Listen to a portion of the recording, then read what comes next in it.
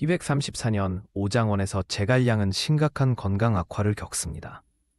정사 삼국지에 따르면 그는 북벌 중 지나친 과로와 스트레스로 인해 쇠약해졌습니다. 당시 그의 나이는 54세로 병세가 급격히 악화되면서 군사작전을 계속 이끌기 어려운 상태였습니다. 제갈량은 죽기 직전까지도 촉한의 미래를 걱정하며 전략을 세우고 있었습니다. 제갈량은 자신의 죽음을 예감하고 후계자들에게 중요한 지시를 내립니다.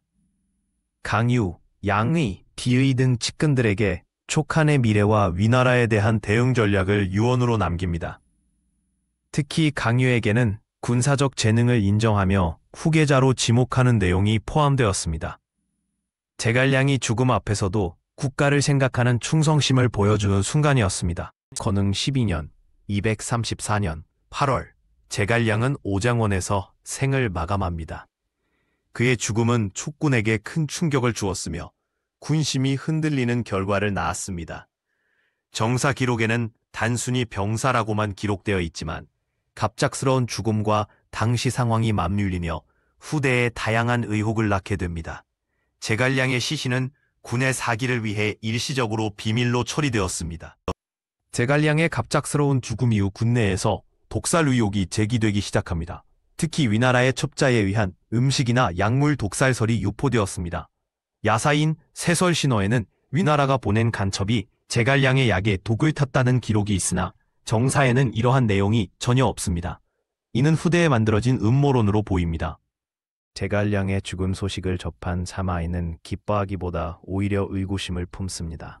정사에 기록된 바에 따르면 사마이는 제갈량이 정말 죽었는지 확인해야 한다고 말했습니다. 이는 제갈량이 죽음을 위장한 함정일 수 있다는 생각 때문이었습니다. 위군은 촉군의 퇴각을 관찰하며 제갈량의 죽음에 대한 진위를 확인하려 했습니다.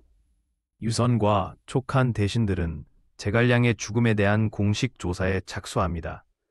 특히 죽음의 원인과 관련된 모든 정황을 철저히 검토했습니다. 정사 기록에는 조사 결과에 대한 명확한 결론이 없지만 독살 가능성은 배제된 것으로 보입니다. 대신 제갈량의 지나친 과로와 북벌 중의 혹사가 주요 사인으로 지목되었습니다. 강유는 제갈량의 마지막 순간을 직접 목격한 인물로 후에 그의 회고록에서 당시 상황을 상세히 기록했습니다. 제갈량은 죽기 직전까지도 명석한 정신을 유지하며 국가 대사를 걱정했다고 합니다.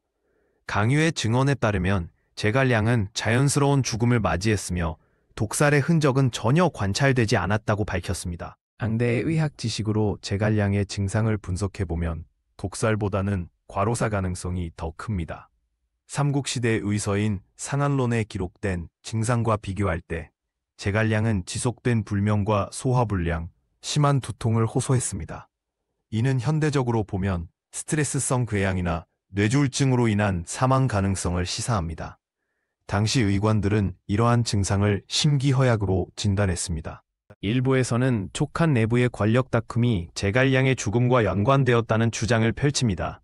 특히 이엄 등 제갈량과 대립했던 인물들이 의심받았지만 역사적 기록을 살펴보면 이엄은 이미 실각된 상태였습니다. 제갈량 사후 촉한 정계는 비교적 안정적으로 유지되었으며 이는 정치적 암살설을 반박하는 근거가 됩니다. 현재까지 제갈량의 죽음에 대한 확실한 결론은 자연사로 내려집니다. 정사 기록과 당시 정황을 종합하면 독살설은 근거가 부족합니다.